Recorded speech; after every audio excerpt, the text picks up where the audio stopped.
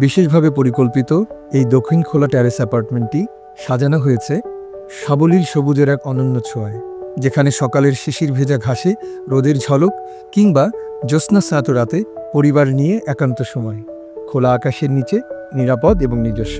জি, বলছিলাম সিপিডিএল অপসরার কথা।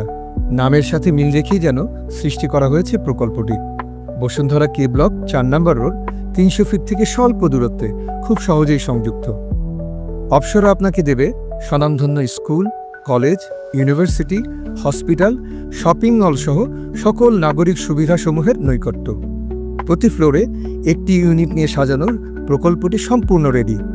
সংশ্লিষ্ট বাসিন্দারা উঠে গেছেন যার যার ঠিকানায়।